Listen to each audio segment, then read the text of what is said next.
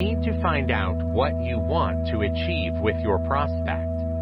What your prospect feels is one thing you need to focus on at this point. It may seem counterintuitive, but their feelings need to be responded to. Most people's purchasing decisions are based on feelings, not logic. Moreover, check sure that you find out what they feel and what they want to feel right now. Furthermore, here's what you want to find out. How do you want stuff to be in your prospect? How is this going to make their lives easier? What are they trying to get there now? So badly are things they want to change? How are they going to feel? Once they actually get where they want to be, what will things look like for them? When your prospect tells you what they feel, listen carefully. When it's time to pitch your offer, this is what you need to address. Let's go back to our lawnmower example. If you want to sell a lawnmower to your prospect, you need to find out what they're looking for in a lawnmower. What kind of lawn are they having? Do they find it difficult to make their lawn look right? Maybe they're happy with their current lawnmower, and they just need a new one to do the same. Further, make sure you listen, so you don't make the mistake of pitching something you don't want or need from the customer. What do you keep from getting what you want? Now you'll find out about their points of pain. You want to figure out what they are annoying. You need to discover what keeps them from getting it after finding out what your prospect wants. This is where the problem you need to solve will be found. Further, here's what you need to know. What are the hindrances preventing them from achieving their goals? What have they tried to overcome their obstacles? How badly are they frustrated by these obstacles? How are you able to help them? To understand your prospects, this is the most important component because you're there to solve a problem. It's important to understand what their real issues are. This will give you the right solution for the information you need. Using our example of a lawnmower, figuring out what they don't like about their lawnmower would be interesting. What's missing? Why is their new lawnmower not allowing them to have the lawn they want? Are the issues just annoyances with their lawnmower? Or do they really lock the customer out of the lawn they want? Again, make sure you understand the real issues of the prospect. Conclusion. The most important part of the sales process is the understanding of your prospects. Lastly, you won't be able to help them solve their issues without taking the time to get inside their minds. 6.2. Just keep consistent with the primary need in your niche. Business owners often see a niche market as narrowing their sales or reducing them to a profit margin, so they fear it. The truth is, you might identify a niche market as a component that gives power to your company. Furthermore, a niche market gives you the ability to identify how your target. When you know this, it's easy to figure out where to spend your marketing energy and dollars. Take a car dealer, for example. A car dealer calls and informs me that they want me to help them develop a plan for internet marketing. As always, my first question is, who is your target audience? They respond by telling me that everyone is their audience. To anyone interested in buying a car, they want to sell it. Now, let's keep in mind that New York is home to this car dealer. We approach the process by working with the customer and revealing to them that although they market to a person in Seattle because that person is involved in buying a car, that person's chances to buy that car from Seattle to New York are very unlikely. Consequently, they have wasted time and money and will see no return on either, more than likely. By the time our conversation is over, I've helped them see why it makes really good sense to narrow their niche market down to anyone interested in buying a car within a 50-mile radius. They've got power now. We know where to sell time and money, and their vision is clear. They are now 10 steps ahead of the other 20-mile-long car dealer who is marketing to anyone interested in buying a car. It is even more critical to have a well-defined niche market when planning your online marketing strategy to achieve online marketing success. Moreover, the most common misconception about online marketing is that if you build it, it will come, or you will become wealthy if you have an online business. The reality is that you need to find your niche market, offer a product or service that they demand, and get them to come to you to reach a level of financial success through the internet. For the following 5 reasons, it is important to define your niche market before you embark on your internet marketing strategy. By targeting your established niche market, you can optimize your marketing budget. You're going to know where to advertise exactly. You're going to know where to look for blogs and related websites that appeal to your business. This offers you a point of departure. It is then possible to customize your website for search engines so that you can easily find your niche market. You can cater to your niche market for your website.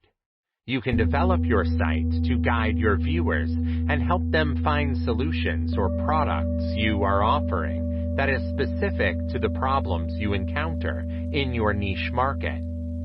An established niche market promotes the creation of ideas for new products or services that are uniquely appealing to your particular niche.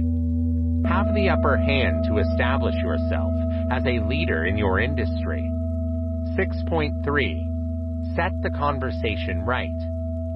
I find it rude when talking to people via instant messenger or email when someone doesn't respond. I met someone I knew from school the other day. He told me about an idea he had for business and showed interest in working with me. I told him about it the next day and he ignored me. Although I got the receipt for reading, I posted a day later, "Wouldn't you answer?" And he basically gave a short answer that I'm pretty sure was meant to be dismissive. How can I set boundaries to let people know that I'm expecting an answer? Even if it is, I don't feel like I'm doing this anymore. Or is this the truth when it comes to the etiquette of instant messaging? I know some people who do this more than others, i.e., it's a habit, and that's what this question is about. I sometimes agree that a day is not long enough, and that receipts for reading may not have had time to answer. The question I asked, however, was very straightforward. What is the website's name? And this same individual did things like this before. Maybe a better example is that my friend was going to an event that I was going to do as well, and he ignored me when I asked him when he was going to arrive. I will find it more respectful even if he replied not sure. With a bunch of people you're hanging out, you start saying something, but in someone else, half a sentence begins to talk, as if you're not even there, and instead, everyone listens to them. Or you're getting your point out, but nobody hears it as you've never spoken. It can be really discouraging to get talked about or overlooked, especially if you seem to happen on a regular basis. We are going to share a few strategies to make you understand. I'm going to focus on group conversations because that's where the issue usually comes in. But I don't know that with some people as well, it can happen one-on-one. I will stick to casual social situations, not specifically to be ignored in workplace meetings or school group projects, although many of the suggestions below can still be used in them. First, have realistic expectations of getting talked about or ignored. Some people struggle to get partially overlooked as they approach conversations with unconscious assumptions that A, make them more likely to get talked about, or B, take it personally unnecessarily and get down on themselves. Realize everyone gets cut off or misunderstood in group discussions at times when you say something, and it falls on deaf ears. It can set off your insecurities. Don't, my friends, care about me? Am I boring and forgettable? Do people think so little about me that they don't give me a second thought to interpret me? It's easy to forget that, from time to time, it happens to us all. As I write about more in a second, there are dynamics in group conversations that can cause people to be interrupted or overlooked.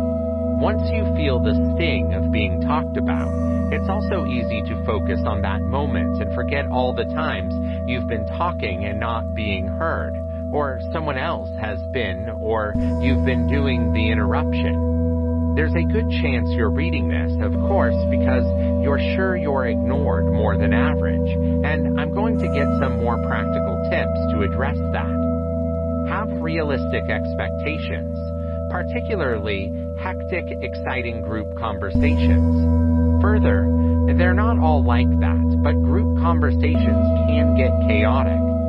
Many people may be camping at the bit to chat at any moment. Everyone's attention can move quickly, sometimes in the middle of a sentence, from one person or topic to the next. In the chatter, individual voices can be swallowed up. Everybody will be extra loud, impulsive, and distractible if the alcohol is involved. In this context, a dog-eat-dog mentality can set in, which everyone agrees that some air time you have to grab it for yourself, or yourself a bit of interrupting or talking about each other is condoned. If you're going to expect everyone to turn around in an orderly, polite fashion, and the rest of the group will see it as a no-holds-barred competition for attention, you're more likely to say something just to get someone else to jump in and overpower you 2 seconds later. Realize that some groups have an unwritten set of rules focused on interrupting or jostling social circles, families, and workplaces for the spotlight, after a while developing many cultures. As one person, it is possible to sit around the dinner table and take turns and scolds anyone who interrupts. Another might be full of opinionated amateur comedians who don't dream of wasting meals yelling at each other to try to get across their points or jokes. If everyone in a particular group is always talking about you, it doesn't necessarily mean that they dislike you or don't respect you. You may just be out of sync with your group's conversation style. Types of groups over a long period of time, although it never hurts to know how to manage them. Apart from other group conversations, dynamics, some people are more likely to interrupt or talk. Everyone knows that some people are chronic interrupters. A handful of more charitable people are there a touch too eager. They've been raised in the kind of interrupt-friendly family mentioned above, and they don't know any better. They've got a style of conversation where they see interruption as showing that they're enthusiastic and engaged. Further, some less excusable ones are that they're inconsiderate, impulsive, self-absorbed, and arrogant about their beliefs. Nonetheless, if you're just hanging around a lot of interrupters, you're going to be more likely to get talked about without your own fault. Depending on how someone sees you, they might be more likely to tune you out. That means you're less likely to notice when you're trying to add something to the talk. They have not consciously decided to dislike you. It's that people are sometimes in a headspace where they want to talk to their friends and they're not up to get to know anyone new. Further, Even if you're an otherwise likable, socially savvy person, you may not find yourself included in certain situations where you don't know a lot of people. Sometimes after a while, they're going to warm up to you, but not always that day.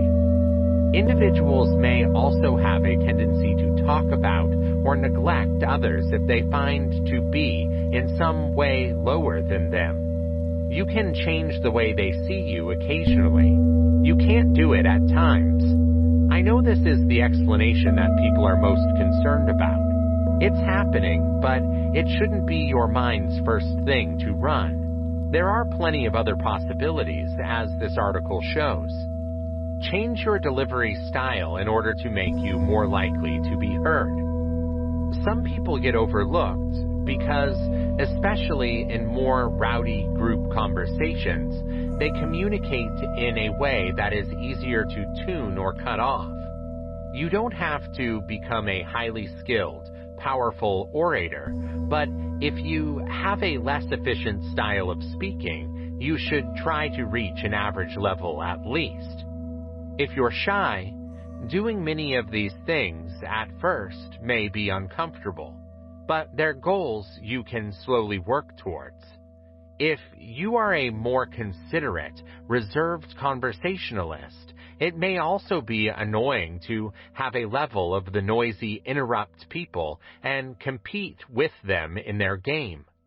Try to see it as realistic about how certain types of conversations work. It's not that you're rude, you're playing for the circumstances with the appropriate set of rules. You don't have to use every tactic either, or become a full-on disgusting conversation dominator.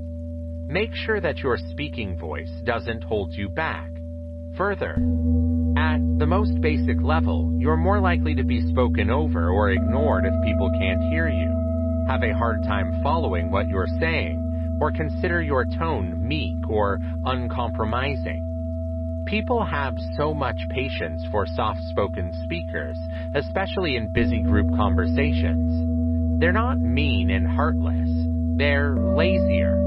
They unconsciously think, why do you try to figure out what this one person is saying when I can be focused on someone else? If there is a lot of background noise or chatter, talk at a normal pace or even a little loudly. Having a quiet voice, this article goes into more detail. Speak from the stomach, diaphragm, to offer more projection to your speech. Speak at a slightly lower tone. It also helps to carry your voice. Speak out loud. Don't moan. Look at the people you're referring to. Don't look down on your chest and talk. Speak for your region at an average pace. You can get impatient or exasperated if you go too slow or fast and cut you off. The strange like or it's alright, but don't use it so much that you're inarticulate. Use a voice and body language tone that shows you're unreasonably confident about yourself and what you're saying.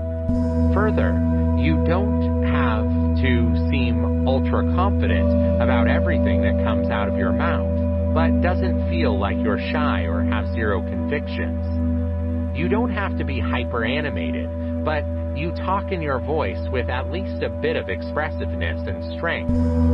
Don't sound impassioned or monotonous. Know how to start speaking effectively. First, odds are higher if you're not good at picking up on your place to talk, and then attracting the attention of the community as soon as you start. As explained, if you're in a boisterous group conversation, you're probably going to have to do some kind of friendly fighting for an opportunity to hold court. Don't expect that you will only be able to start talking once a person is done and that everyone will stop and listen politely. Further, develop your ability to find the right time for a chat. It varies from one party to another.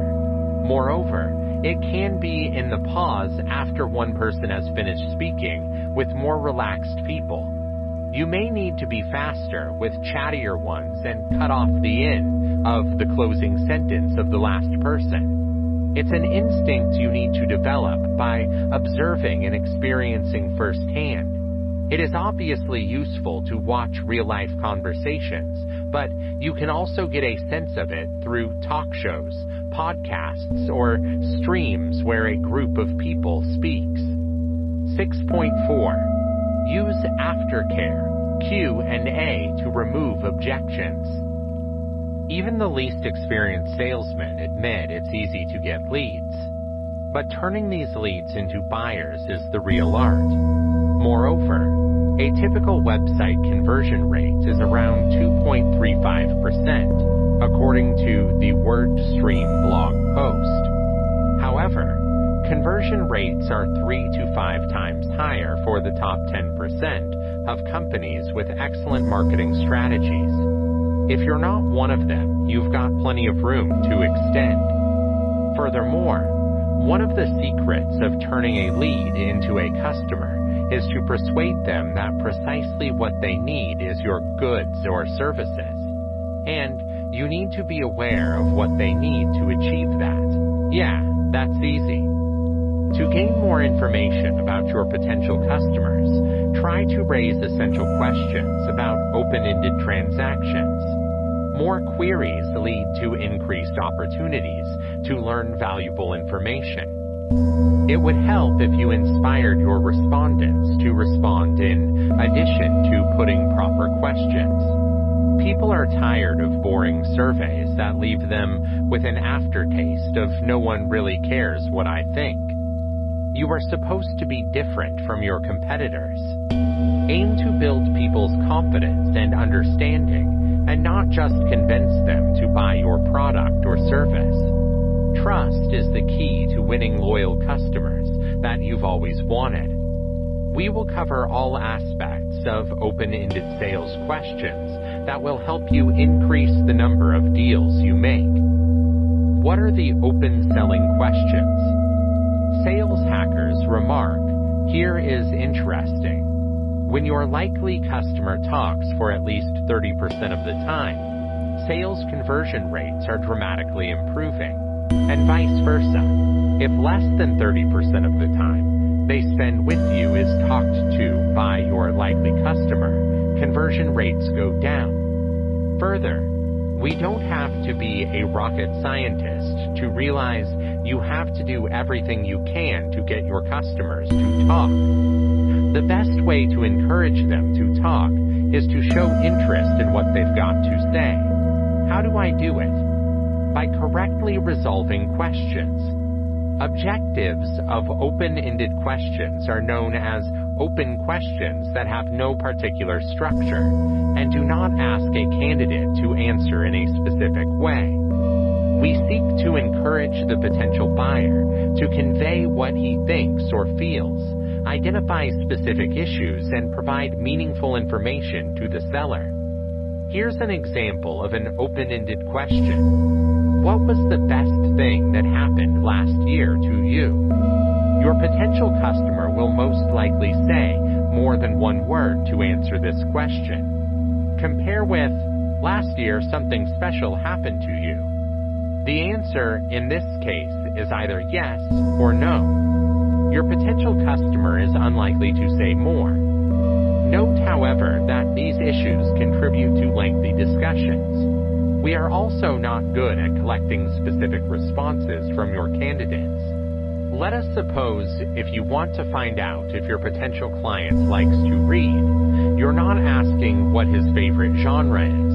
You'd better question, how often do you buy your books, and why do you usually buy books from retail/online stores? What details will you obtain when you ask open-ended sales questions? Such queries help sales professionals explore the needs of the customer, learn the objections of the buyer, build confidence and understanding, foresee and minimize risks, create new opportunities for sales. For example, if you ask, what result do you expect if this solution is implemented? You're not going to get the answer you're interested in most likely, especially if you're looking for timing and budget insights. you should add some structure. Otherwise, your clients may be talking about things that are not related to your subject. Of course, you need some practice to build and effectively use the best open-ended sales questions, but you're not going to regret spending time on them once you know that. Good sales are going to be a good reward. When to ask questions about open-ended sales. Throughout the dialogue with your lead, you should respond to such queries. When you get to know your likely customer and need to gain their trust, they work great at the beginning of your conversation. They are perfect for gathering information. Consider some ideas on when to ask open-ended questions from the sales strategy workshop. You need to exercise them whenever you are eager to receive a thoughtful response. Receiving unfiltered answers and exercise them whenever you are sure that the answer will give you more insight. Remember, if you wish to maintain control over the discussion with your client, stop appealing to open-ended questions. What to do when you ask good questions about open-ended sales? Not turning into a soulless robot is the hardest part of running this type of query. Otherwise, the very essence of your dialogue, building confidence, will be ruined. Make sure you ask open-ended questions. Encourage your potential customers to unveil more and not interpret their responses. Consider that you are interviewing a celebrity or a mentor, and you have little time to talk to them. Further, you are keen to get as much information as possible, and you try to ask more open-ended questions and facilitate more conversation with your interviewee. You're going to have time to analyze the answers later, yet focus on getting them right now. Consider having some subsequent query scheme that will motivate your likely customer to share more. For instance, what was the last year's biggest and/or best buy? The question is somewhat generic, and it may take time for your candidate to reply. What problems did this purchase help you solve? How do you take advantage of this?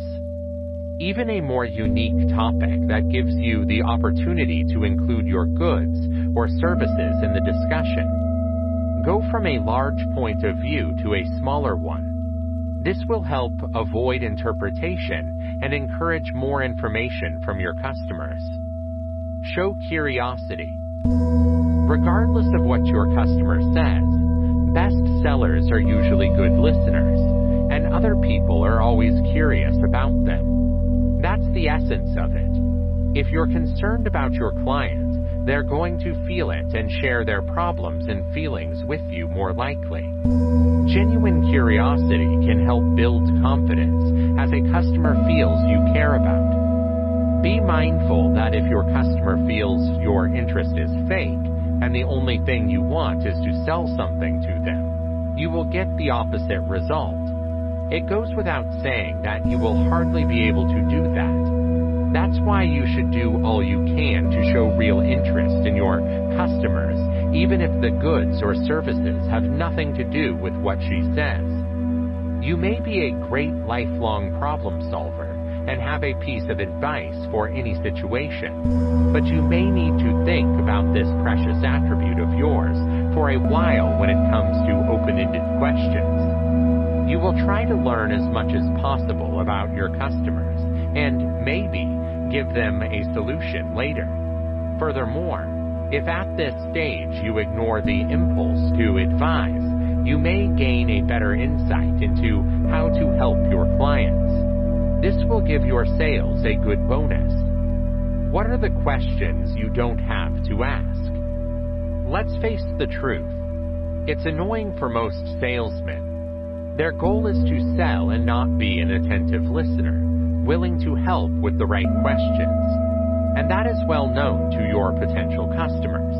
Of course, even when they need to buy something, they don't want to talk much to salespeople. What's the reason? Most often, salespeople are asking questions. Further, Mark Weishak, Even a neutral "how are you," according to the author of Game Plan Selling System, your ability to sell is actually killing. If you are quick to be different from most salespeople and become one of those who close dozens of deals on a daily basis, it would be better to avoid open-ended bad questions. Consider these examples of open-ended sales questions that aren't going to work well. How much would you like to spend? You probably won't get an honest answer. A client has decent money to buy goods or services. This is a belief you need to have.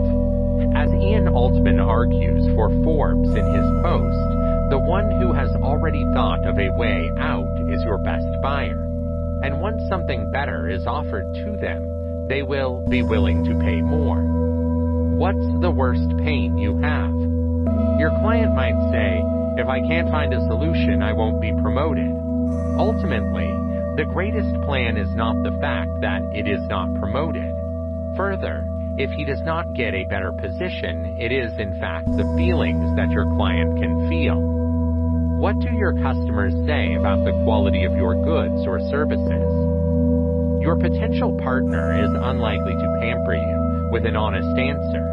Even if his products aren't good and the simplest way to change that can be provided, it hurts to admit that something isn't right for you. What is the kind of goods or services being you willing to pay for? It's clear that selling is your final idea, but don't emphasize that. Your customer will have the feeling that money is the only thing you want, not solving their problem. First, show the value. What exactly am I doing to do? That's another bad question that demonstrates your incompetence. Settling proper queries is the best way to figure out how to solve the problems of your client, and then come up with a solution. Don't give your potential buyer an opportunity to dictate what you should do for them. It is far from being an effective partnership. What's our service you don't like? It's just an amateur question, yet most salespeople are asking for that. It's clear that you want to know the answer to this question to emphasize that you're great at solving problems. It's easier, however, to concentrate from the very beginning on your strengths and show them to your customer without thinking about the flaws. May you tell me more about your company? This question demonstrates that before introducing your service or product, you didn't even bother to find any information about the customer's business. It won't help you close the deal, even if you get deeper information, which is unlikely. And why are you not asking questions and instead promoting sharing? False open-ended questions. The real art is to ask these questions. The good news is you're able to learn. You should master the ability to see the difference between genuine open-ended and closed-ended questions. These are open-ended questions, so-called false. Look at the difference. Your probable customer can simply say yes or no when answering the first question, which is not what you need. But if you include the second question, they'll certainly give you an idea of where the discussion will take place. The second question, as you might have guessed, is a good example of an open-ended question. While the first may appear to be only open-ended, it is not. Open-ended questions need to think about your potential customers, and instead of plain facts, the answers will be their thoughts, suggestions, and so personal insights. Such queries encourage the opinion of your customers.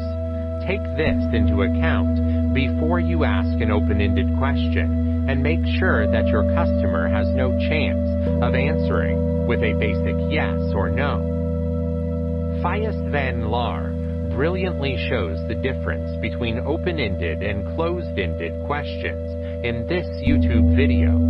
He also explains why it is a far better strategy to use the former instead of the latter. Tips on how to build correct open-ended questions before we go to the list of great open-ended questions. Let's look at some tips on how to make them. It does not take any special skills to ask good open questions. To know how to use them properly, all you need is patience, diligence, and time. To be sure you're doing okay, when you ask open-ended questions, use specific language. Start your open-ended queries with questions such as why, how, and what, or phrases such as tell me about. Sometimes they're not really questions, but statements that encourage you to answer. Your client will need time to think in order to answer those questions. Do not start your questions with verbs such as are, was, didn't, if, will, won't. Those work for closed-ended questions. You'll most likely hear a clear yes or no that won't give you any useful insights. Time is wasted. Best 25 open-ended sales questions. At this point, you should have a clear idea of what open-ended questions are, why, how, and when to refer to them. Let's take a moment to discuss top open-ended sales issues that will help you build confidence with your customers, get as much information as possible about them, and close the final sale. Further, it is advisable to have a list of open-ended questions for sales that you are going to raise before you call or talk to your likely customers. According to the following structure, buying history questions. What kind of experience did you enjoy using this type of product? Reason for buying this item. How have you purchased this item? Explain the challenges we have found. Who were you referring to before you decided to make the purchase? Questions on confidence, building. What's your business like? What is your family like? What's your mind about? What have you been doing during your holiday? What are you planning to do on vacation? Questions to define desires, goals, and barriers. What do you worry about most? What results are you expecting to see/realize? What's the greatest obstacle to achieving your goals? Why are you so certain that this is the wrong time to change it? What's going to help you get the project going? Questions to deal with objections. So far, what are your thoughts? What other things do you think we should be thinking about before we go further? Questions to define the potential impact of your services or goods. If you make these changes, what do you think will be the results? What's your boss's reaction if you find a way out?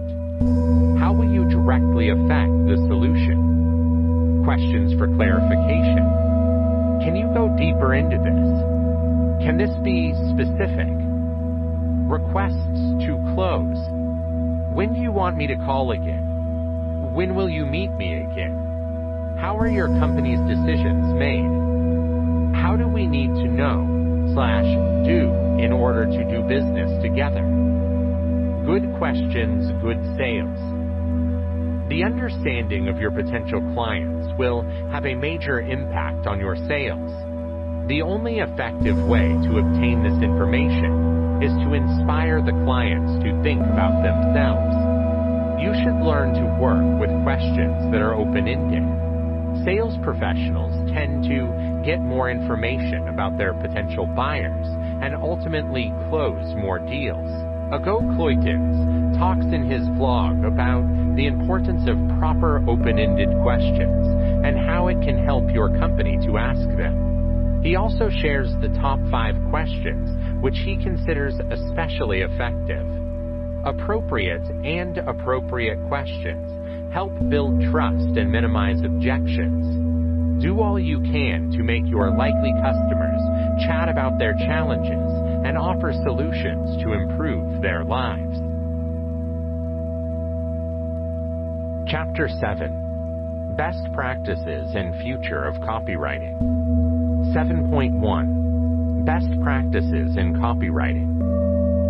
People read words online differently than they do when they read printed materials. For example, website users scan the page for phrases or keywords that catch their attention instead of learning from left to right and line by line. Why are we web users doing this? We're generally on a search to answer a question we've got. We don't have the time to read more than we need, or patience, and we also know honestly that we don't have to. Most of the time we are involved in the entire web page and are only looking for parts that are important to our interests.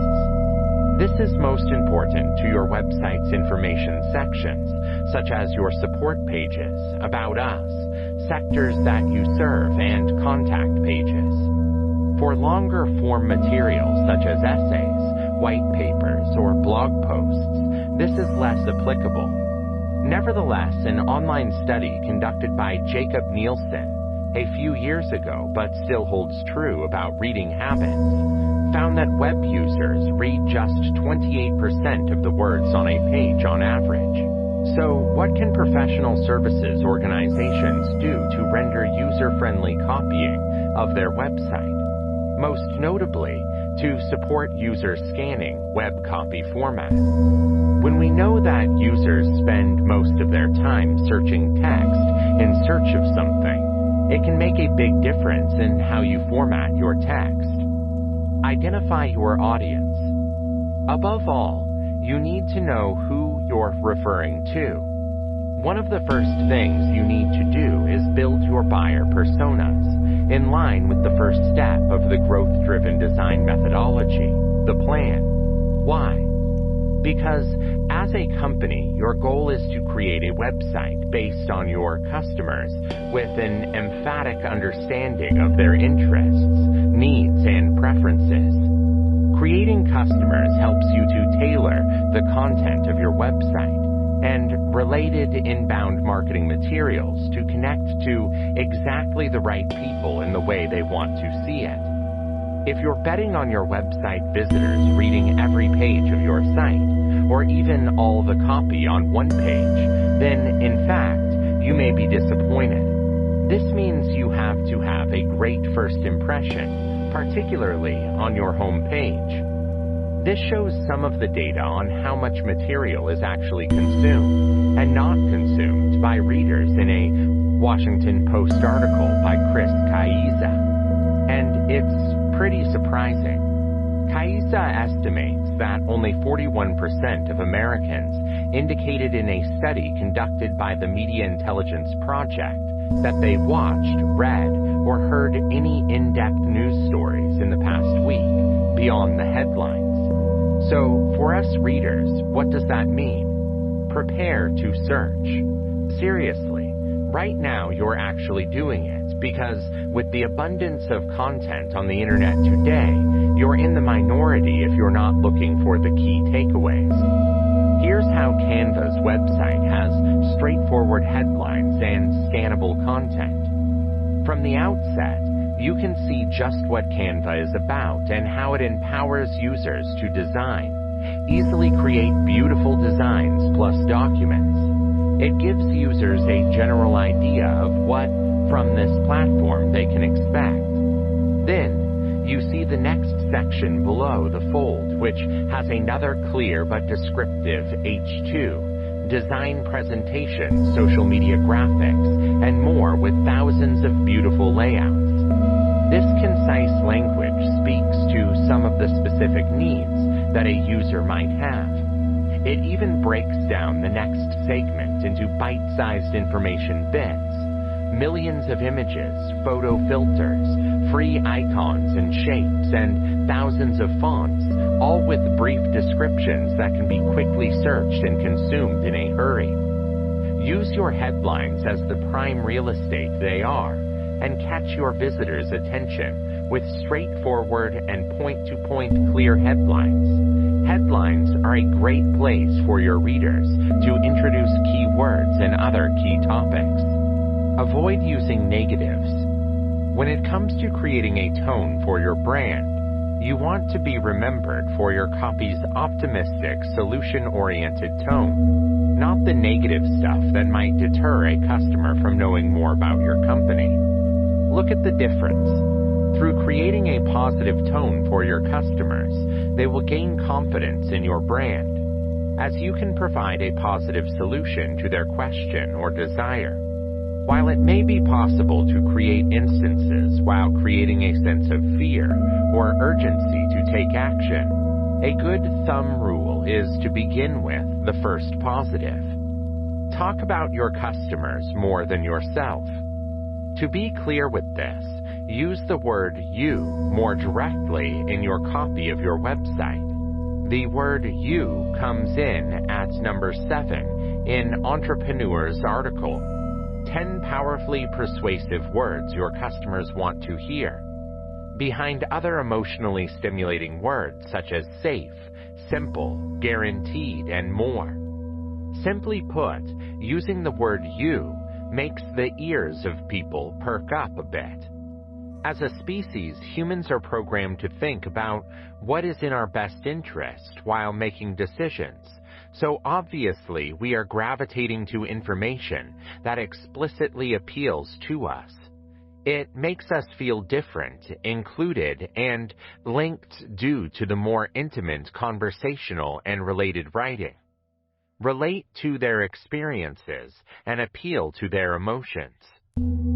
Similar to the above, your copy of your website will apply directly to the emotions of your guests.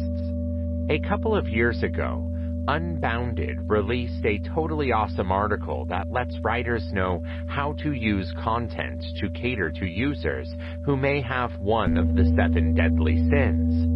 What they presented was a short and sweet guideline to use the material to deal with different emotions. Speak their language.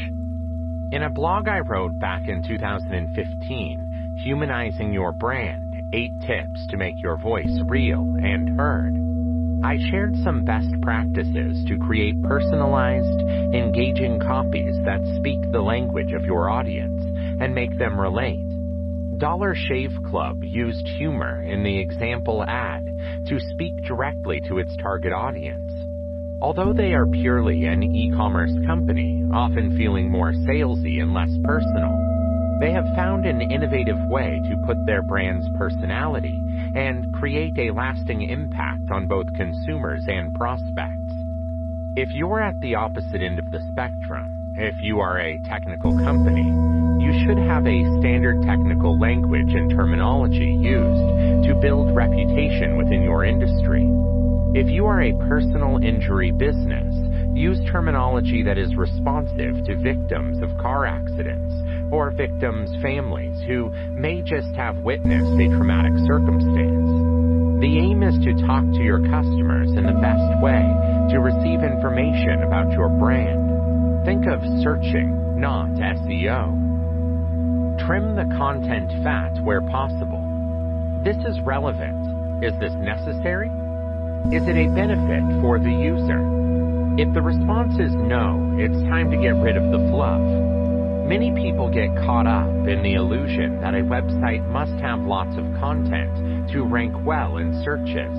But the fact is that unless it is relevant and transparent to the consumer, a surplus of content will only deter them from taking action, e.g., buying, signing up for a newsletter, scheduling a meeting, etc. And if that's the ultimate goal, for users to take some sort of action, why would we make it more difficult for them to do that? That takes me to the next point. Don't make them think. Use hyperlinks within the copy to make it easier for users to navigate. A common sense guide to web usability, as well as in the first and second editions of this series, Krug talks about how important it is for website visitors to make things as simple as possible. While much of the protected material speak to web designers, it is also useful for content developers and marketers. Internal and external linking, if applicable, doesn't just tickle the imagination of Google. It also helps the users to be as fluid as possible. This empowers them to know more about either your company, internal links, or a specific topic to your business, external links, without having to do anything other than a click on it themselves. For the most part, your website copy should include internal links to other pages on your website, but other materials such as forums, ebooks, infographics, etc. External links may be useful in helping inform your users, as well as in exchange for some link juice.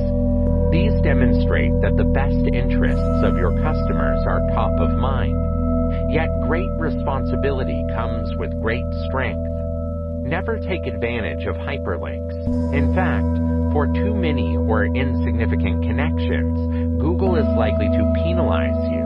And keep an eye on how to avoid over-optimizing the platform with connections and keywords.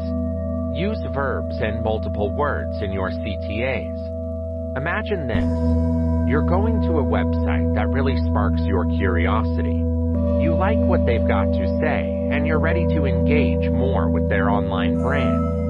You see a call for action reading, "Work." You may think at first, wow, now they want me to see more of their work. But then you think, or do they want me to apply for a job there? The least you can generate confusion for your customers, the better. And the best way to do this is to use verbs as your CTA's first term. Besides using verbs, it's important to be very specific about what you want them to do in your calls to action, CTAs. Simply writing the word submit will not automatically encourage anyone to take action, particularly if they search the page and don't know the context of the request. So, to be more specific about what you want them to do, you have to use two or more terms. 7.2.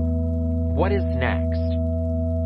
My specialization is in a category of direct copywriting response, which involves creating a copy that specifically responds to your ideal prospects. For example, you're writing a copy of the direct response when you write an email asking your group to click on a link. You're scrolling down those long sales letters forever, all the while asking yourself, how much does it cost? Just wondering if anybody reads the material anyway.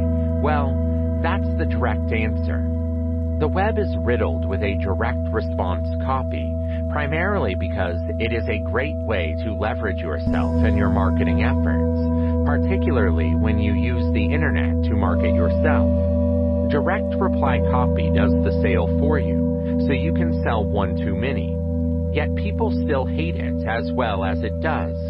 That's partly because traditional direct response copies use a lot of triggers based on fear, which doesn't feel very good. It's also because many people really dislike writing, and they wouldn't do it at all. It's okay if this is you. We're all mates here. Needless to say, there's a lot of misinformation about the future of copying. So I figured I'd take a moment and sort out the truth from the fiction. And what better way to do that than thinking about 5 copywriting patterns I see happening now. Trend 1. Copywriting doesn't go anywhere. And yes, that involves writing a copy of the email. Yeah, I always hear the proclamations, email is gone. The place to be is Twitter. No, perhaps these are videos, and put it on podcasts. Okay, first off, nothing beats constructing your own sandbox as opposed to playing in the sandboxes of other people.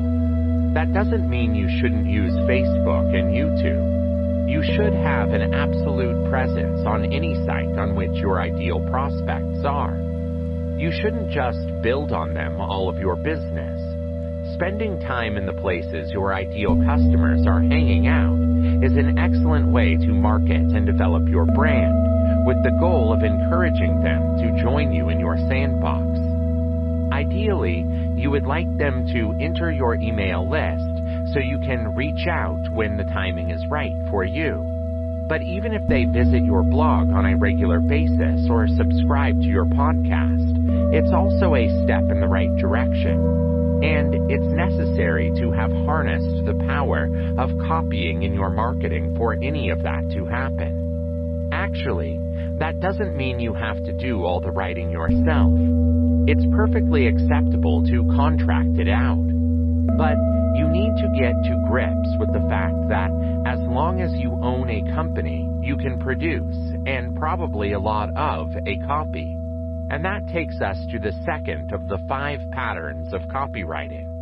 Trend 2. Connecting with your ideal customers is vital to future success. In the not-so-distant past, there was a time when you could produce a tremendous amount of money simply by harnessing the fresh power in your marketing. The time has come and gone, and honestly, I don't think it's a bad thing because I would say that very few entrepreneurs who had mastered the new power actually had a good, sustainable business. So, if you can't use new to attract customers and investors, what can you do? It's fast. Keep on interacting with your prospects and building relationships. And if you want to draw more ideal customers to your company, the best strategy to use is to link and build relationships. Copying is one of the best ways to connect and build relationships, especially when using it in an email. Emails are a one-to-one medium.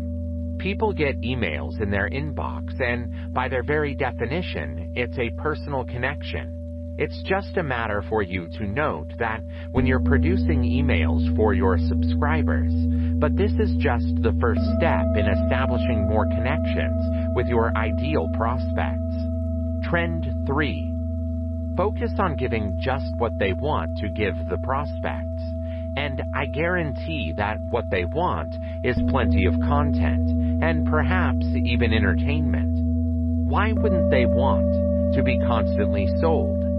That's why so many business people have lists of emails that are dead for all practical purposes.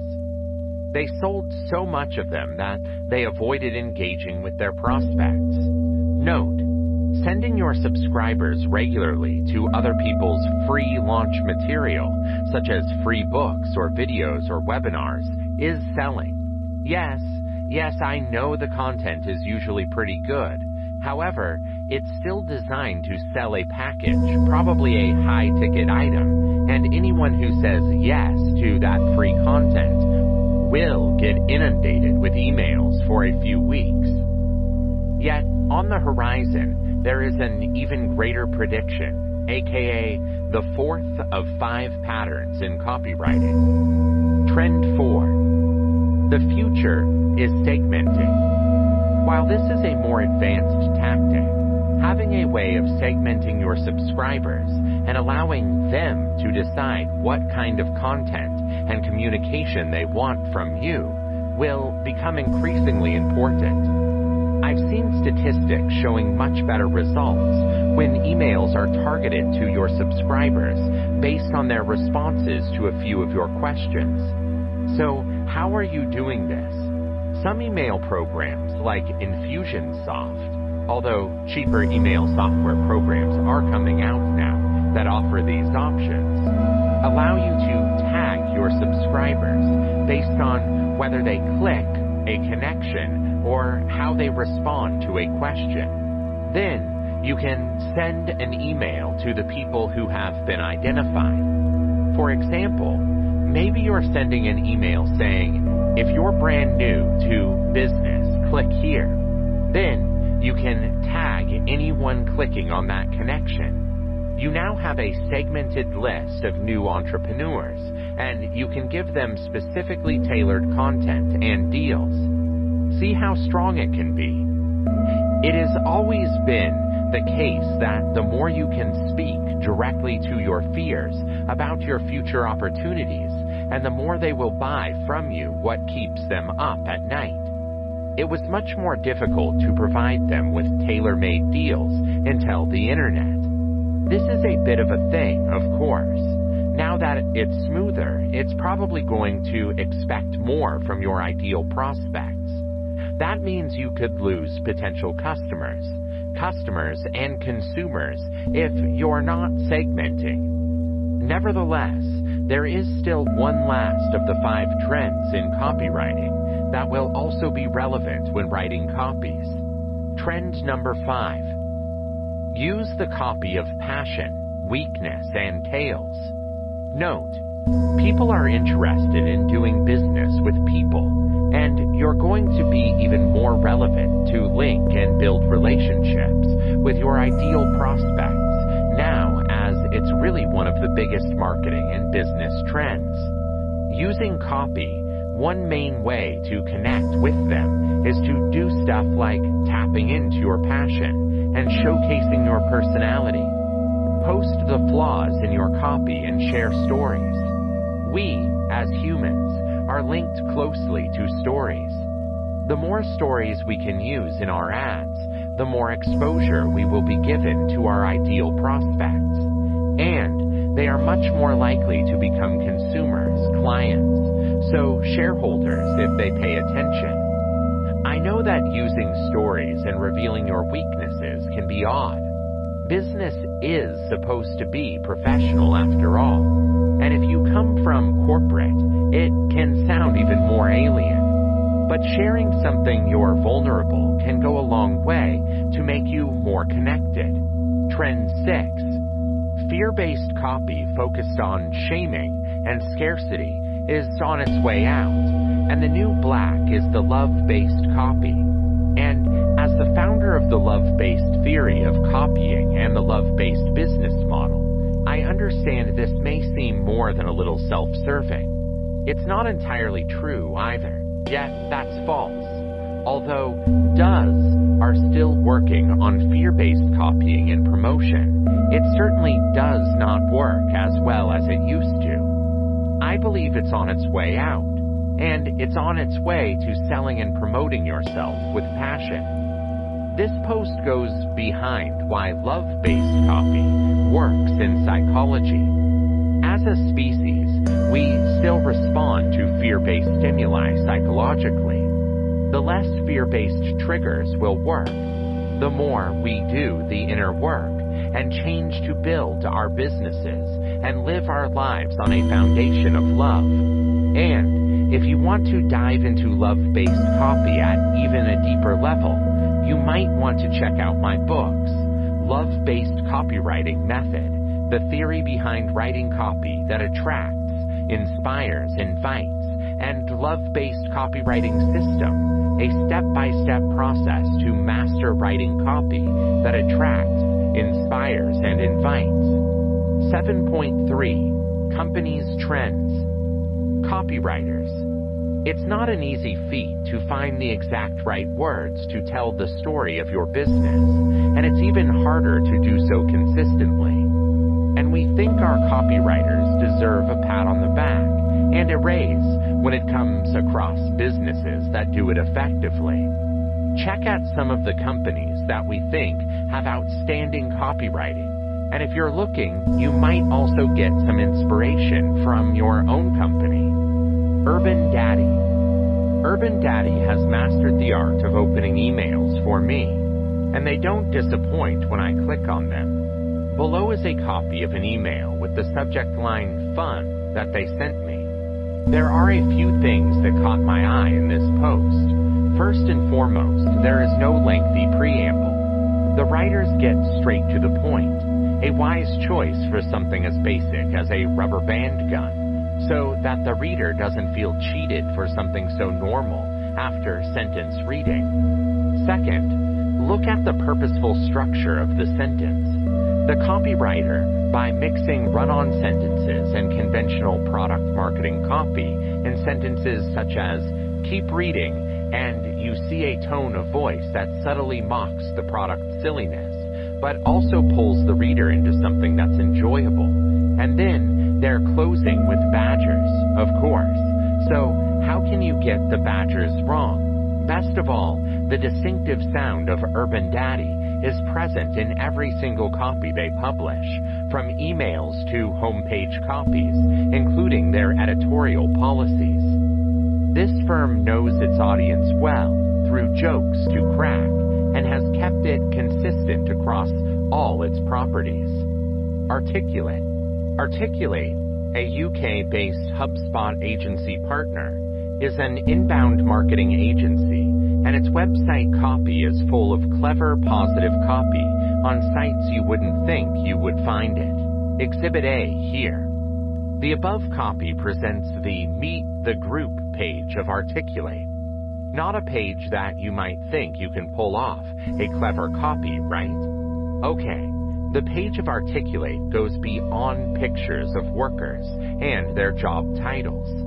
Besides the humorous headline, "Not the Normal," the above copy takes on a farm theme, reminding tourists that workers are not just caged hens. Instead, they are a free-range, artisanal, cruelty-free squad. Funny on the surface, but beneficial to job seekers who, like food, want to learn where their work comes from and how it's done.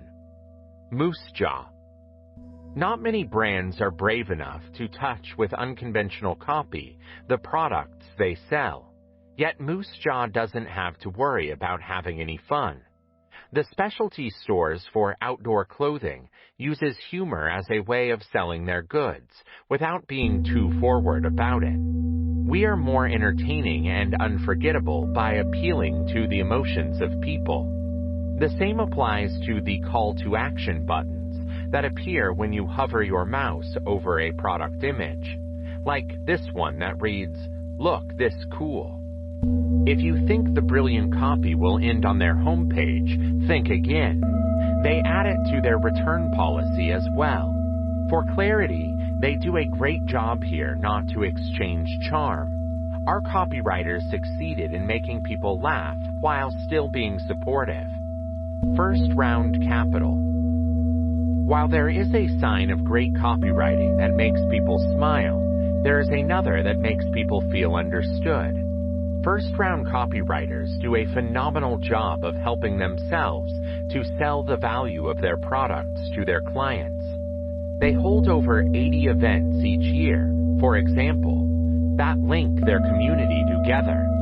Instead of simply explaining that they have events and then listing them, they start that section of their website with a simple statement that hits many entrepreneurs close to home. Starting a business is lonely. Using terms like imperfect, safety net, and vulnerable allows readers to let the brand and their group down their defenses and feel understood.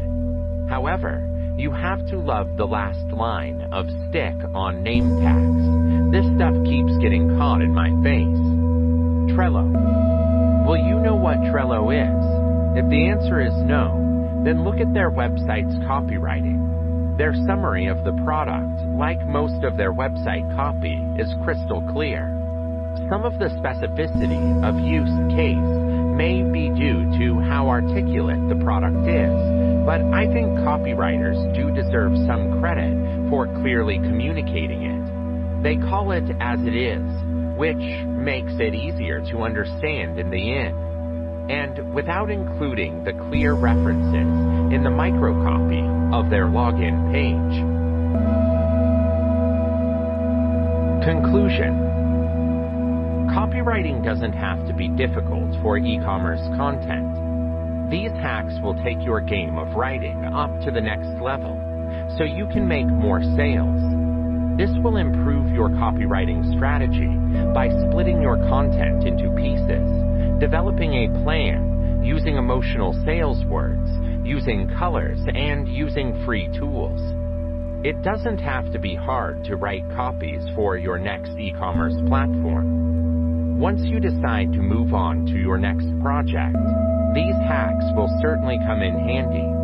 Only keep in mind that it may take some time and patience to put some of those tips and tricks into action. By leveraging these hacks, you'll be able to improve your copywriting strategy in the long run. Communication is all about history, and what a newcomer feels pushy and sales may feel completely honest to someone who has got to know you.